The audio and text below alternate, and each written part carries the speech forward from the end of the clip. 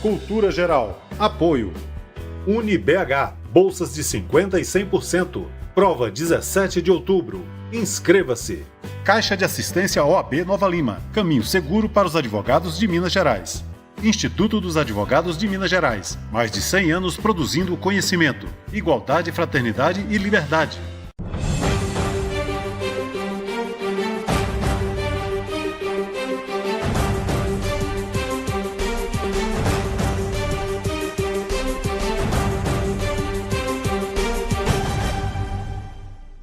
Olá, sejam todos muito bem-vindos ao Cultura Geral. É sempre um prazer fazer o Cultura Geral. Cultura Geral que completa agora 5 anos, 3 anos de televisão. E a gente está nascendo mais uma vez uma parceria com a editora Contra a Corrente, né, começando hoje. E hoje a gente tem o prazer de receber aqui no Cultura Geral, para a gente poder debater e discutir um pouco a democracia brasileira, o professor Cláudio Pereira de Souza Neto, professor de Direito Constitucional da Universidade Fluminense, doutor em Direito Público e membro do IAB, né, que está ligado também ao Instituto dos Advogados de Minas Gerais, que graciosamente, muito honradamente, nos proporciona um apoio cultural aqui no Cultura Geral. Professor, seja muito bem-vindo, é um prazer falar com você, é um prazer discutir a democracia brasileira, debater, e eu acho que não existe espaço fora do diálogo para a gente entender esse mundo que a gente está vivendo. Mais uma vez, seja muito bem-vindo. Ederson, é uma satisfação poder debater sobre a democracia brasileira com você e com o seu público. O que a gente precisa é disso, discussão, para que todos saibam que a defesa da democracia é um dever de cada um, de todos nós. Professor, democracia em crise. Qual é a análise que a gente pode pensar em fazer ou fazer na leitura do livro que você escreve com muita elegância e com muita maestria também? Ederson, obrigado. O fato é que a democracia brasileira vem se abalando desde 2013 até agora. Há uma sequência de fatos. Por exemplo, o impeachment 2016 sem a prática de crime de responsabilidade, o emprego da Operação Lava Jato para perseguir certos setores da vida política brasileira, ocorreu a eleição de Bolsonaro, candidato que não tem qualquer compromisso com o Estado Democrático de Direito. Então, há uma sequência de fatos que se inserem no âmbito de um processo progressivo de erosão da democracia brasileira. O que acontece no Brasil tem acontecido também em outros lugares do mundo, né? Há relatos de erosão da democracia na Hungria, na Polônia. Há elementos de erosão democrática, inclusive nos próprios Estados Unidos, sob a presidência de Trump, né? Líder que também não demonstra qualquer compromisso com o regime democrático. Então, o livro trata de como esse processo vem ocorrendo no Brasil. Dialoga com processos que ocorrem também em outros países, só que o foco do livro é o Brasil, né? Nós realmente buscamos identificar e descrever os principais acontecimentos que se inserem nesse processo progressivo de erosão democrática. Professor, tem um outro detalhe também que a gente às vezes pensa assim, que a própria democracia, ela, não vamos dizer que ela se sabota, não, mas que ela abre brechas para que as pessoas também, esses regimes autoritários, ou aquelas pessoas que têm pelo menos o pensamento autoritário, se infiltrem ali e comecem a minar esse contexto democrático que vem se construindo ao longo do tempo. É um desafio para a gente, né? Eu lembro daquela frase, né, que o preço da democracia é eterna vigilância. É um exercício, quanto mais, que a gente precisa fazer com a nossa sociedade, essencialmente com a sociedade brasileira, no que diz respeito à vigilância das instituições, a percepção de que a gente precisa fortalecer cada vez mais os espaços democráticos de debate, o pensamento crítico e respeitar demais as instituições? Você tem toda a razão. E não é novo isso, né? Há muito tempo que movimentos autoritários se utilizam da democracia para destruí-la, né? Hitler foi eleito. Ele chegou ao poder por intermédio das formas previstas na Constituição de Weimar, no âmbito de uma democracia parlamentar. E isso acontece em vários países do mundo. Então, a democracia, ela, em decorrência do seu pluralismo, ela abre espaço para a ascensão de governantes que podem atuar no sentido da destruição da própria democracia. Por isso que um antigo jurista de importância mundial, chamado Karl Loewenstein, ele propôs a adoção, ainda lá na década de 30, da teoria da democracia militante, segundo a qual as instituições deviam vedar a participação de grupos políticos que não tivessem identidade com a própria democracia. E, de fato, a Alemanha, no segundo pós-guerra, por meio de decisões da sua Corte Constitucional, declarou a inconstitucionalidade de partidos políticos de orientação nazista, né? E agora, no contexto do registro da candidatura de Bolsonaro, não houve quem propusesse isso formalmente ao TSE, mas, inclusive, se publicou um texto, Daniel Sarmento publicou um texto sustentando a tese de que a democracia militante, o parâmetro da democracia militante seria aplicável também a Bolsonaro. Aqueles que não têm compromisso com a democracia não podem se aproveitar do pluralismo democrático para destruí-lo. Então, embora o parâmetro não tenha sido aplicado quando do registro da candidatura de Bolsonaro, até porque ninguém suscitou isso formalmente perante o TSE, ele serve como um alerta para as instituições. As instituições têm que assumir, diante do ciclo autoritário, uma atitude anticíclica de contenção dos prejuízos e de moderação desses excessos praticados cotidianamente pelo atual governo. É uma regra que se deriva da separação de poderes, que um poder seja deferente, seja respeitoso em relação às decisões praticadas pelo outro poder. Neste atual contexto de ameaça à democracia, demanda-se uma suspensão circunstancial da deferência. Diante da perspectiva da destruição do regime democrático, indúbio pró-democracia. Então, no caso de dúvida, o que se exige dos poderes é que atuem no sentido da defesa da democracia. Uma das coisas que eu tenho discutido muito com o Daniel Amar Pérez aqui no programa, e também no painel que a gente tem feito, e que ele coloca muito fortemente, é que a democracia ela não consegue, o capitalismo, o neoliberalismo e a globalização, que é a mesma coisa, eles não combinam com o processo democrático. O capital precisa de um certo autoritarismo para que ele funcione da maneira mais cruel e da maneira que mais convém, né, na destruição tanto das instituições, das proteções sociais e do Estado Democrático de Direito.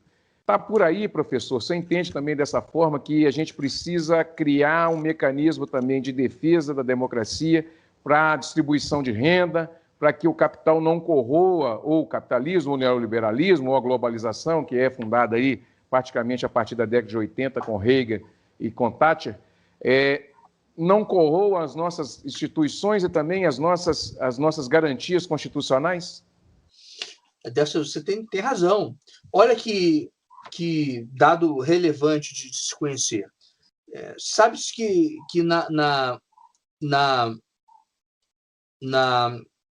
no contexto da crise da República de Weimar, da Constituição de Weimar, se debatia quais seriam as soluções para a crise. E a solução apresentada pelo Carl Schmitt, que depois veio a ser jurista do regime nazista, a solução dele era justamente a de um neoliberalismo autoritário, ou de um liberalismo autoritário, como se disse na época.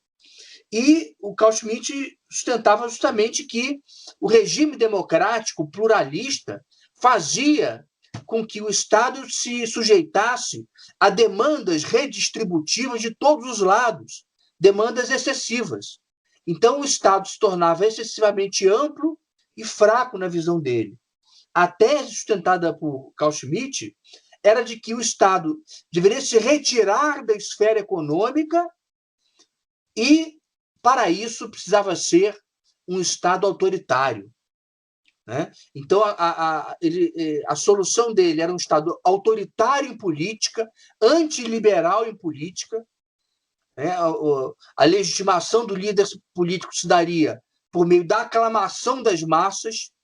Carl Schmitt rejeitava a democracia parlamentar e esse líder aclamado pelas massas exerceria o seu poder por intermédio da burocracia estatal e das forças armadas, sem diálogo com o parlamento. E fundaria um regime autoritário na esfera política, mas retirado da esfera econômica, um Estado não interventor na esfera econômica. A primeira aplicação prática de maior relevância do modelo se deu na ditadura Pinochet, que era exatamente isso, um Estado autoritário em política e enfraquecido no que toca à sua intervenção no domínio econômico, retirado do domínio econômico. O Pinochet promoveu ampla privatização do Estado e também a redução dos direitos sociais. A nova aplicação do modelo se dá agora com Bolsonaro. Na verdade, ele é ensaiado com Temer, né? que abre espaço para maior participação dos militares na política brasileira, sobretudo por intermédio da intervenção injustificada na segurança pública do Rio de Janeiro, mas não só. Durante o governo Temer, mais de 3 mil militares exerceram funções civis. Agora, no governo Bolsonaro, são quase 6 mil. E, ao mesmo tempo, Temer faz a reforma trabalhista, Temer aprova a emenda constitucional 95, que é o programa de austeridade mais radical já praticado em todo o mundo. Bolsonaro dá continuidade a esse modelo que congrega não intervenção estatal no domínio econômico com autoritarismo político. Você tem toda a razão, Décio, no seu diagnóstico. Como que você tem visto essa ideia de subjetivação do sujeito, professor? Como é que você tem percebido isso? Eu tenho lido aqui, tem discutido muito a sociedade do cansaço, e é claro que a gente também faz uma ligação com o biopoder, com essa ideia do Estado, e agora das corporações mais do que nunca tomando conta não só dos corpos, mas também da mente do sujeito, né? Como é que você tem visto essa ideia do sujeito, como diz o Rafael Valim, ele próprio ir às ruas para reclamar o fim do seu próprio direito e o fim das suas próprias garantias constitucionais? Como você está vendo todo esse movimento? É tudo muito estranho, né, Ederson? Você sabe que nós temos um processo político que é muito estranho, né? Tem múltiplas dimensões, né? Veja o que acontece, por exemplo, no contexto norte-atlântico. Você tem, por exemplo, com o processo de globalização, a desterritorialização do processo produtivo. Então, parte da produção industrial se desloca dos Estados Unidos e da Europa, sobretudo para a Ásia, e há a perda de postos de trabalho, especialmente qualificados, que são os postos de trabalho gerados pela indústria, e, no seu lugar, surgem trabalhos mais precários no setor de serviços. Você sabe, Edécio, que o trabalhador na indústria ele tinha, no passado, a expectativa de ingressar numa grande empresa e permanecer ali até a sua aposentadoria. O Estado de bem-estar social provia, além disso, segurança de direito à educação, direito à saúde, de moradia, tudo isso ele perde. Simultaneamente, ocorre o processo de imigração, né? E esse operário qualificado, que sempre foi eleitor dos partidos de centro-esquerda, dos partidos trabalhistas e socialistas europeus, ele acaba se manifestando contra o imigrante e também contra esses próprios partidos socialistas e trabalhistas que também deram sustentação ao processo de globalização, tentando humanizá-lo por meio das políticas de reconhecimento das diferenças de etnia, de gênero, de orientação sexual. Então, esse antigo eleitor de centro-esquerda acaba se opondo a isso que já foi denominado de neoliberalismo progressista, que é a conjugação de políticas de austeridade com políticas de reconhecimento da diferença, que foi amplamente praticado pela centro-esquerda europeia. Então, esse eleitor ele é capturado pelos movimentos de extrema-direita que vem surgindo na Europa, né?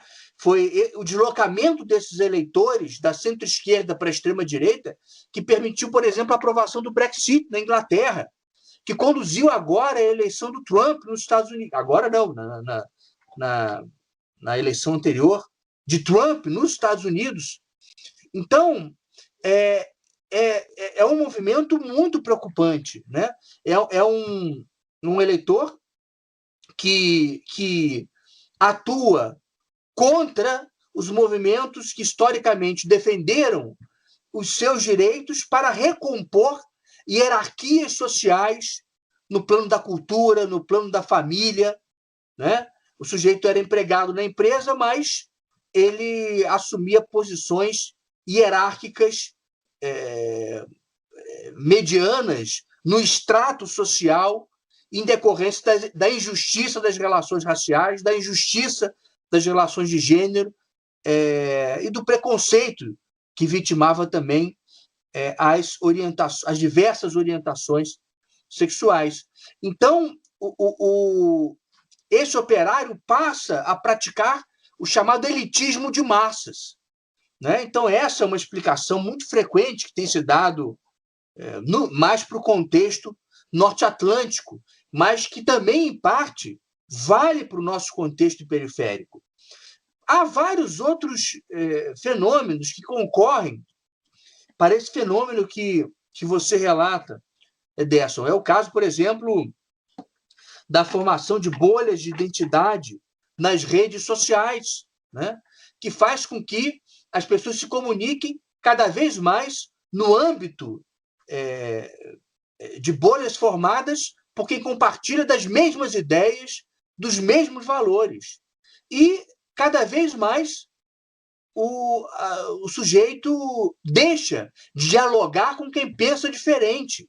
Então, em vez de termos uma esfera pública plural, marcada pela interação entre quem pensa diferente, pela troca de argumentos e contra-argumentos, o que tem tido lugar recentemente é uma fragmentação na esfera pública e a formação de valores no âmbito de nichos que são cada vez mais fechados à influência exterior.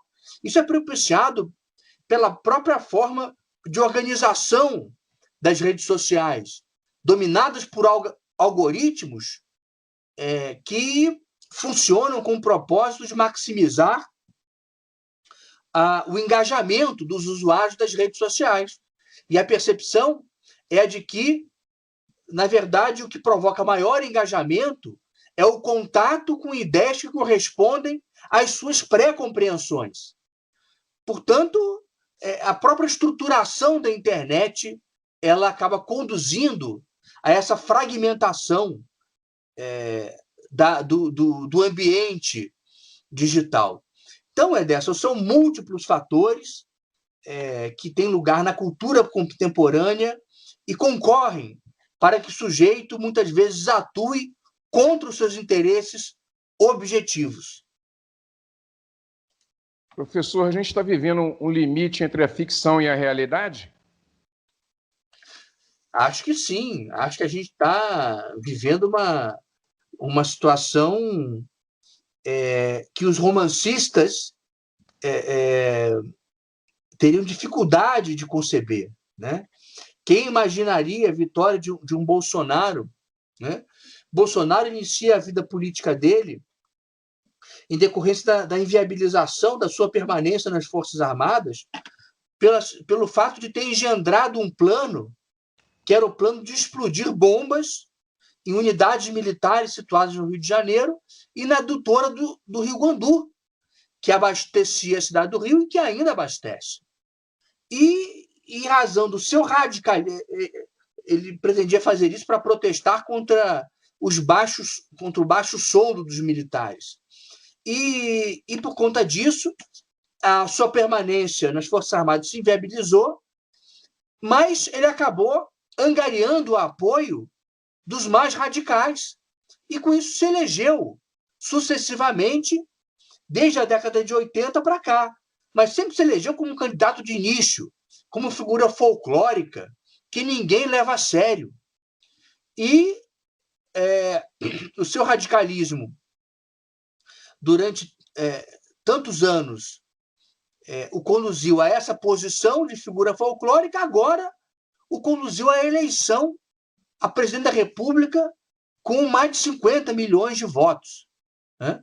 E veja, Derson, temos que ter muita consciência, as instituições são muito importantes, elas têm uma importância decisiva na preservação da democracia, mas para garantir que o Brasil continue sendo um regime democrático, apenas a vontade popular será eficaz. Né? Nós temos agora a eleição municipal, é claro que questões municipais estão sendo discutidas, mas agora o que está em jogo é a preservação da democracia. Então, o nosso voto tem que também se orientar pela realização desta finalidade, mas, sobretudo, em 2022. Né? A preservação da democracia no Brasil depende da eleição de um democrata daqui a 2 anos. Produção intelectual no Brasil. Como é que você tem visto a produção intelectual e como é que faz essa produção intelectual na sua percepção? É óbvio, né? Eu acho que a gente está começando um trabalho super bacana aqui com a Contracorrente. A ideia é essa mesmo, de fazer produção intelectual como a sua, chegar até o máximo de pessoas que a gente consiga chegar, né? Que a gente consiga passar. Eu acho que a gente precisa aproveitar esse campo digital que a gente está vivendo e criar esses espaços de discussões, como eu conversei isso com o Valim também, com o próprio Gessé, o próprio Ciro Gomes, com tanta gente que eu conversei aqui no programa, a gente fala exatamente a mesma língua. É muito importante que aproveitemos esses espaços agora. Como é que você vê a produção intelectual no Brasil, professor? Ederson, é um tema muito complexo, justamente em decorrência do fato de que a produção cultural brasileira se caracteriza pela multiplicidade, pela diversidade. Temos no ambiente universitário uma produção cultural rica, né? Por exemplo, no tema de defesa da democracia, vem surgindo vários livros e artigos de grande importância, estudando alguns aspectos específicos desse processo, mas você chama atenção para um fato importantíssimo, que é as redes sociais. Agora, criticamente, mencionava o fato de que as redes sociais tendem à formação de nichos, de bolhas de identidade, o que é ruim, porque o espaço público tem que ser um espaço público que dê lugar à interação entre quem pensa diferente. Mas, por outro lado, as redes sociais também têm dado lugar à emergência de manifestações culturais que não teriam a expressão que tem não fosse o meio digital. Eu mesmo, né, Derson, agora nessa pandemia, né, e como todos nós, assim, pessoalmente entristecido com os caminhos que o país seguiu desde a eleição de Bolsonaro, desde o impeachment de 16, mas, sobretudo, desde a eleição de Bolsonaro, mas pude no meio digital, ter acesso, por exemplo, à produção musical brasileira, acesso ao violão brasileiro, né? Eu revi inúmeros vídeos do Rafael Rabelo e revi inúmeros vídeos do Yamandu, que ambos, né, artistas, violonistas, virtuosos do violão, mas que têm como característica a preocupação com o desenvolvimento de uma cultura brasileira, de uma música brasileira. E essa música pôde realmente encher o meu coração de ânimo para atuar, discutir o Brasil e reatar, né, até vínculos afetivos com o nosso país. E assim, da mesma maneira, muita gente teve acesso a essas manifestações culturais agora, nesse ambiente de quarentena, de pandemia, por meio da internet. Então, o que costumava ocorrer há 20 anos atrás, que era a imposição pelas gravadoras de uma única música, isso não mais tem lugar. O que há é uma explosão de manifestações culturais diversas, e isso tem sido propiciado justamente pela internet. Como dizer esse exemplo agora do violão brasileiro, mas poderia te dar múltiplos outros exemplos de como a internet tem fomentado uma explosão de diversidade cultural que é de grande importância para o Brasil, e me parece que esse é o embrião de uma retomada do país mais adiante. Vejo muito aí nessas manifestações,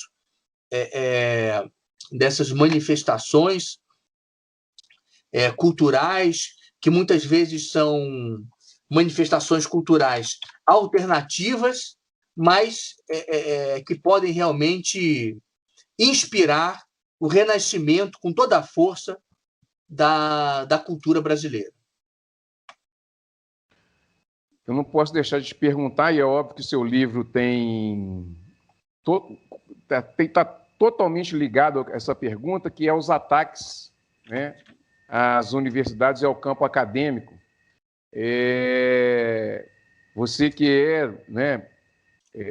é da academia, né? E eu fico muito feliz porque a sua fala, ela é uma fala que chega fácil às pessoas, né? Não tem essa língua tecnicista que as pessoas utilizam. E eu acho isso muito importante, porque a gente precisa... eu lembro que não sei se foi o Daniel, eu não sei quem foi, alguém falou aqui no programa que a gente precisa descer desse degrau, né, do academicismo e trazer o conhecimento para as massas de novo, pelo menos tentar fazer esse movimento. Como é que você tem visto, professor, esse ataque às universidades, o ataque ao conhecimento, e se isso tem correlação com essa política segregatória que tem acontecido no mundo? Isso é um fenômeno mundial, na verdade, né? O autoritarismo, ele ataca a universidade, porque a universidade é crítica. O autoritarismo quer calar o jovem, porque o jovem é rebelde, né? O jovem é contestador. Então, é natural.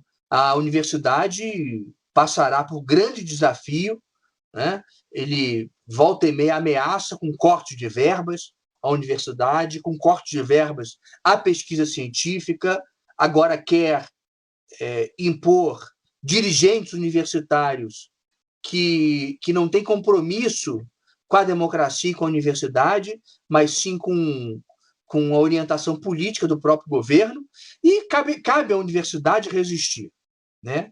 Resistir em cada caso, dialogar com a opinião pública, discutir essa tentativa de captura por parte do governo no próprio âmbito universitário.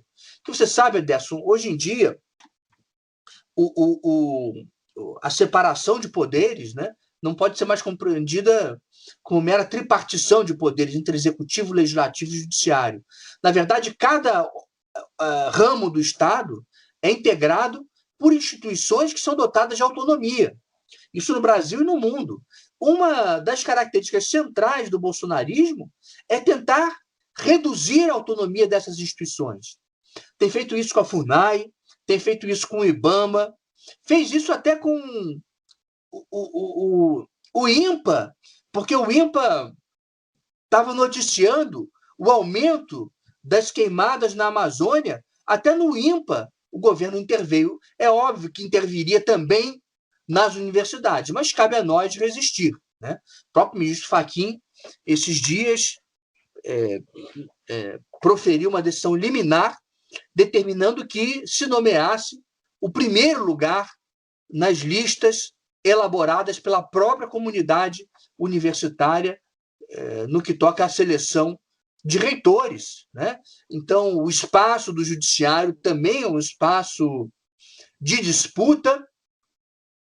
O importante é realmente não deixar que esse propósito de centralização, de contenção da autonomia, de captura dos órgãos do Estado, esse propósito alentado pelo bolsonarismo, que ele se realize, né? Então, é realmente uma prática de resistência democrática pelo diálogo, pela via da legalidade, por intermédio do recurso ao Poder Judiciário, para evitar que o propósito do bolsonarismo, que é, no fundo, o propósito de podar a rica diversidade brasileira, né? O Brasil, ele sempre, se há um patrimônio nacional efetivamente relevante, é a nossa rica diversidade humana, né? O governo Bolsonaro é talvez o primeiro governo, pelo menos desde o fim da República Velha, cujo objetivo é podar a nossa rica variedade humana, o que passa também pela contenção do pluralismo no âmbito institucional, né? De tal modo que as instituições passem a pensar um pensamento único, a reproduzir a sua orientação autoritária. Então, a resistência democrática no Brasil passa pela preservação da autonomia das instituições nacionais.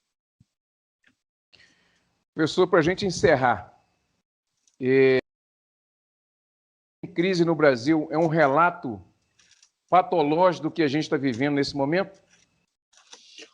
Sim, veja, Anderson, eu pude, na condição de dirigente da OAB, que fui dirigente nacional entre 2013 e 2015, advogado, especializado somente em conflitos institucionais, e professor de direito constitucional, eu pude vivenciar muitos dos acontecimentos que têm caracterizado esse processo de erosão democrática.